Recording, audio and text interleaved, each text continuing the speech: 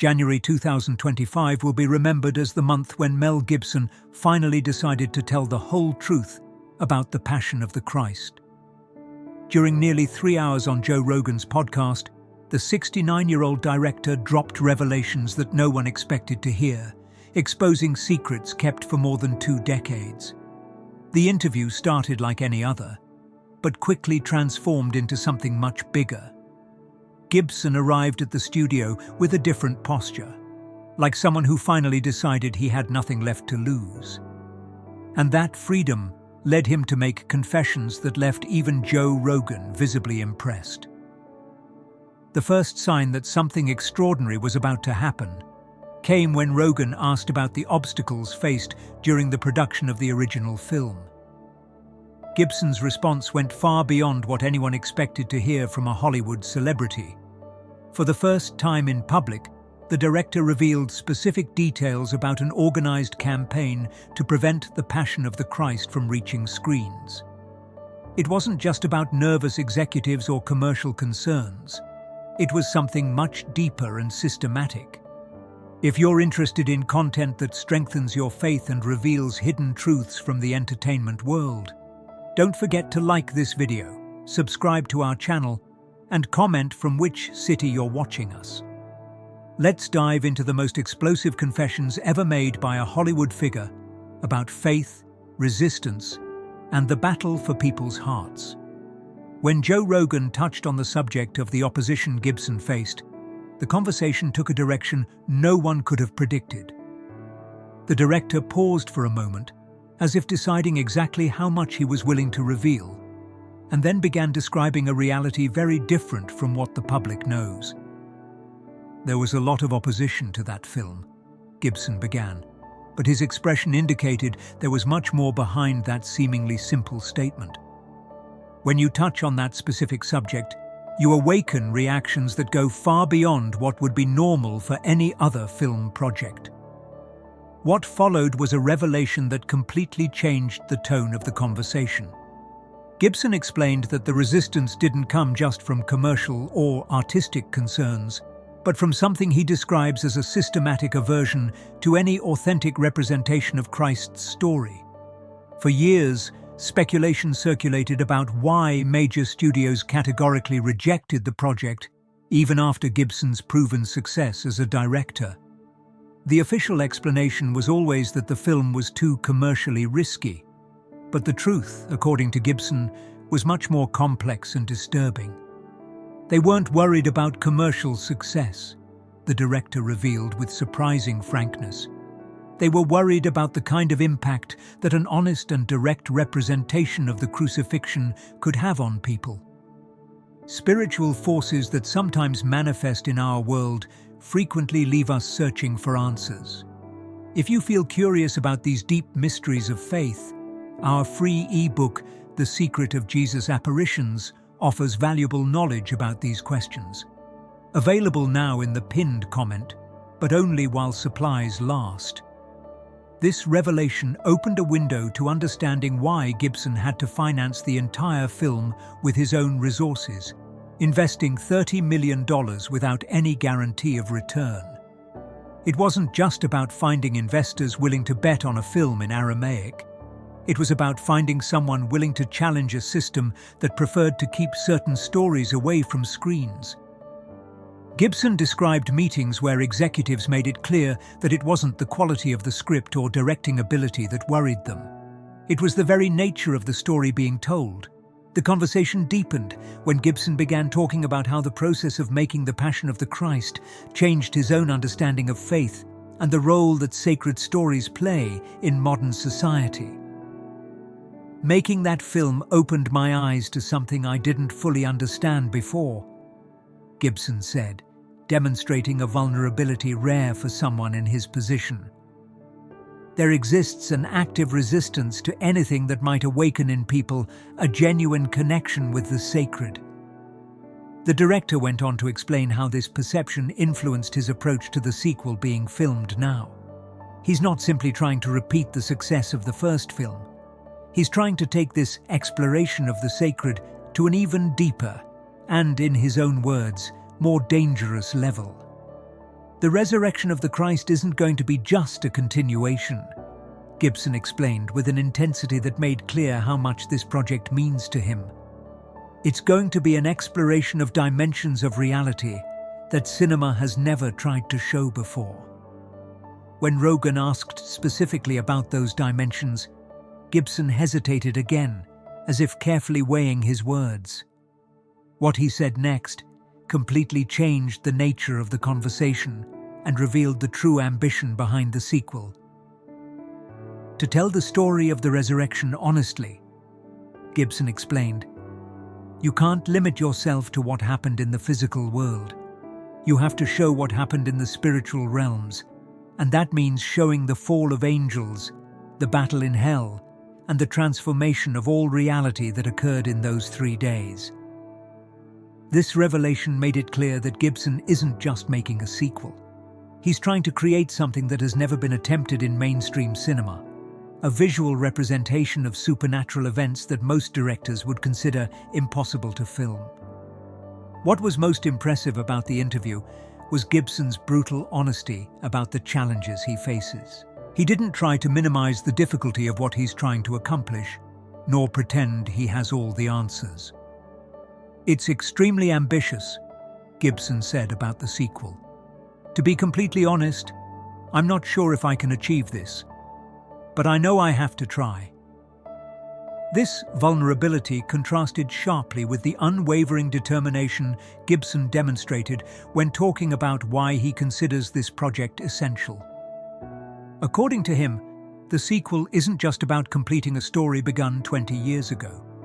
It's about responding to a spiritual need he sees in the current world. Sometimes we wonder about the mysteries that exist beyond our physical world, and other times, strange events happen that make us question what we think we know about life. In such situations, a deeper understanding can mean the difference between confusion and clarity. That's exactly what The Secret of Jesus' Apparitions offers, a path to clarity and peace through his revelations. This divine book delves into his prophecies and offers knowledge about what awaits us. It's available for free in the pinned comment. Download it now before copies run out. Gibson's courage in admitting his limitations while pursuing something seemingly impossible showed an artistic and spiritual maturity that few directors possess. And that honesty made his revelations even more impactful. The atmosphere in the studio completely changed when Gibson began describing experiences that go far beyond normal film production challenges. His voice became lower, his gestures more deliberate, like someone sharing secrets kept for decades. There are forces in operation that most people can't see, Gibson said, looking directly at Rogan. Great spiritual realms where there's a constant battle between good and evil, and that battle manifests in very real ways in our world. This statement wasn't philosophical or metaphorical for Gibson. He was describing something he experienced personally during the production of The Passion of the Christ. Events that, according to him, confirmed he was dealing with forces much greater than any Hollywood studio. Joe Rogan, known for his curiosity about supernatural subjects, was visibly intrigued. His body language changed, leaning forward as if sensing he was about to hear something extraordinary. And Gibson didn't disappoint. During the filming of the first movie, things happened that have no natural explanation, the director continued. I'm not talking about coincidences or interpretations. I'm talking about physical, documented events that challenge everything we thought we knew about reality. Most impressive was the naturalness with which Gibson described these experiences. There was no dramatization or exaggeration. It was a 69-year-old man with decades of Hollywood experience, relating facts as if discussing technical filming details. The conversation took another fascinating direction when Rogan asked about Jim Caviezel and his participation in the sequel. Gibson's response revealed aspects of the original production that had never been publicly discussed.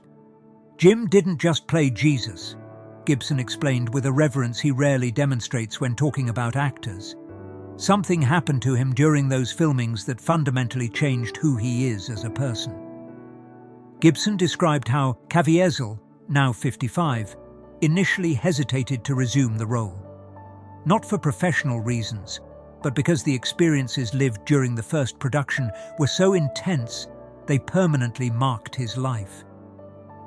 He told me he still feels the effects of those months of filming, Gibson revealed. Not just psychologically, but physically. As if something had changed in his basic constitution.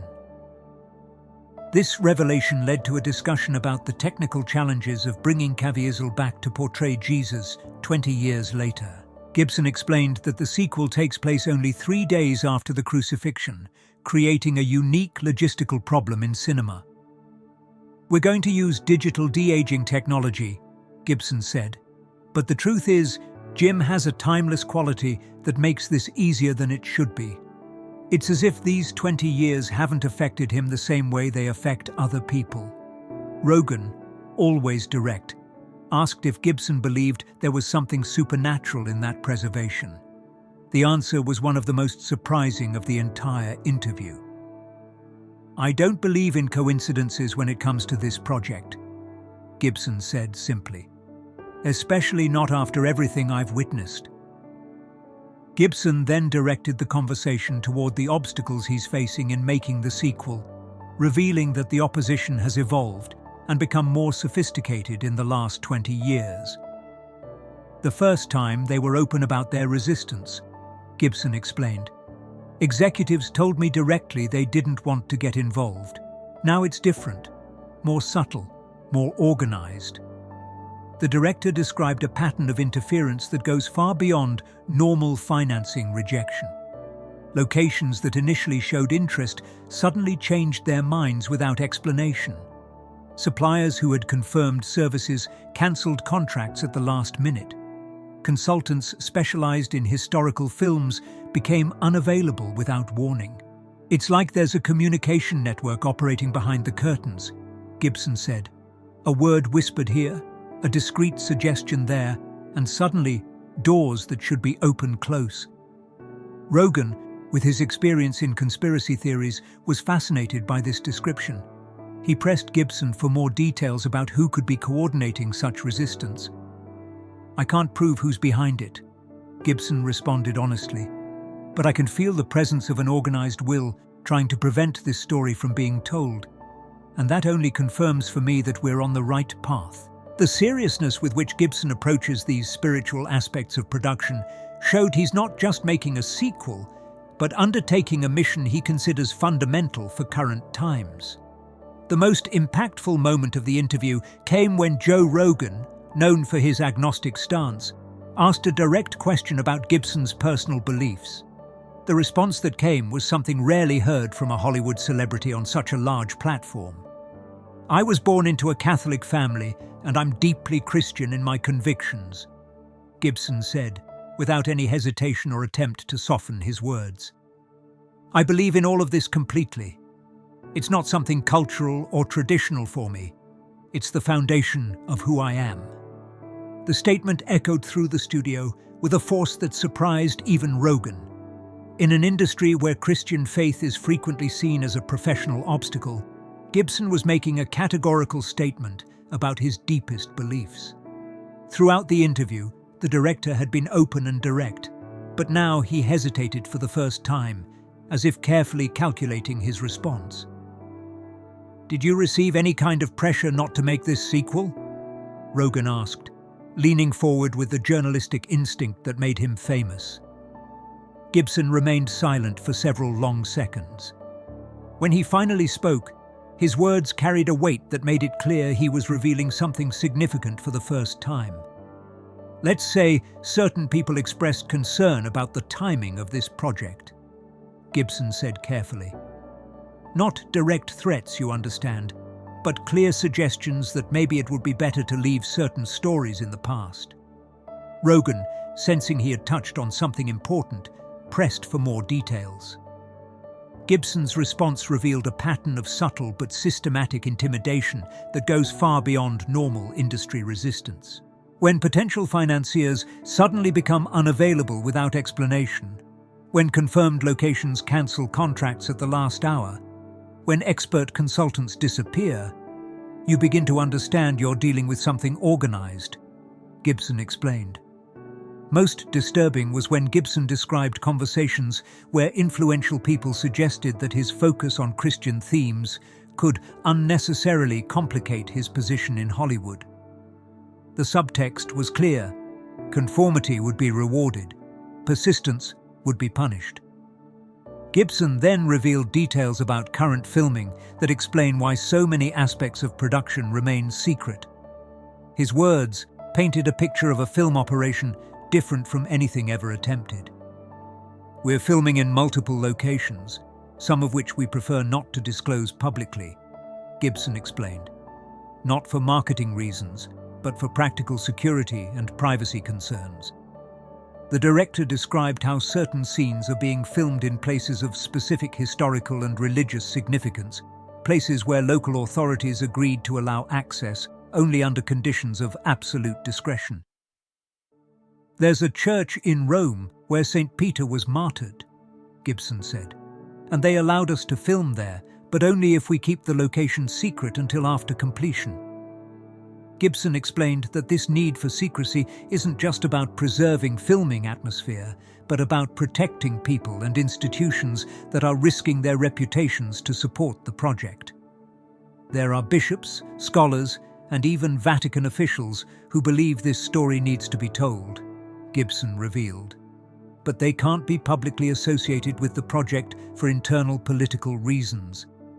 This revelation showed how even within the Catholic Church, there exists division over projects that portray Christian faith directly and without compromise. The conversation took an even more fascinating turn when Gibson began talking about how Jim Caviezel changed in the 20 years since the Passion of the Christ. What he described was a transformation that goes far beyond normal aging. Jim was always a man of faith, but what happened during those filmings transformed him in ways none of us anticipated, Gibson said with genuine admiration. Gibson described how Caviezel developed what he calls heightened spiritual sensitivity after playing Jesus.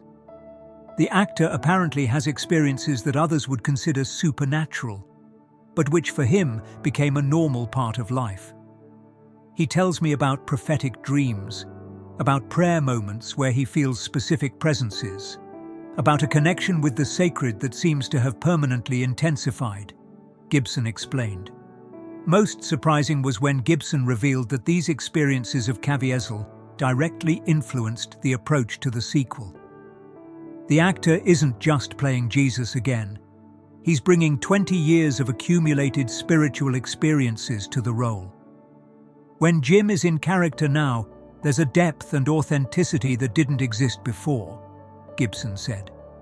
It's as if those years of spiritual connection prepared him for this specific moment.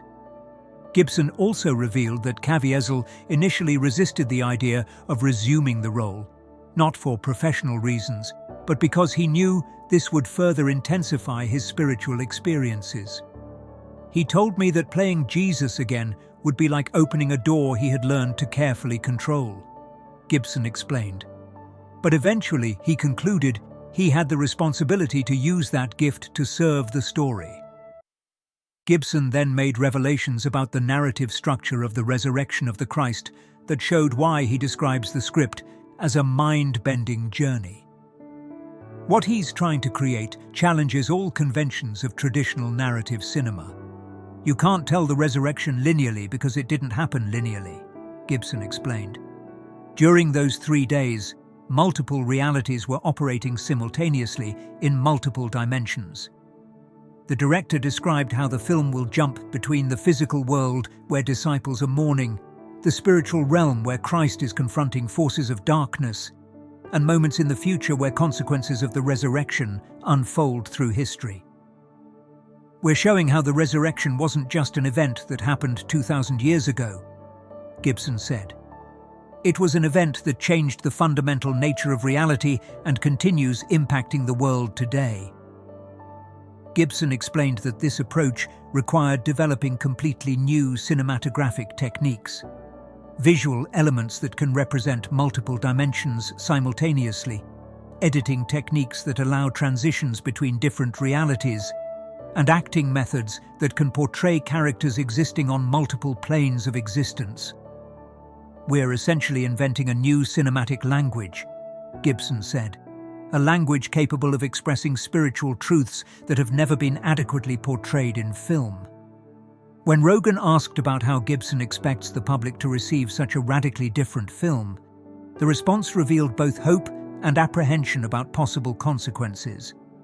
"I hope it transforms the way people understand not just the resurrection, but the nature of spiritual reality," Gibson said. "But I also know this is going to disturb many people who prefer to keep these truths abstract and distant." Gibson explained he's prepared for criticism that will go far beyond normal reactions to controversial films. He anticipates attacks not just on artistic quality, but on the very truths he's trying to portray. "When you show spiritual realities directly and viscerally," Gibson said, "that forces people to confront questions they prefer not to think about. Not everyone is ready for that." The director also expressed concern about how institutions, both secular and religious, will react to such direct representations of supernatural events.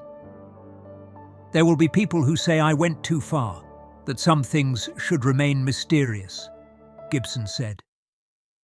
"But I believe the time has come to show these truths clearly."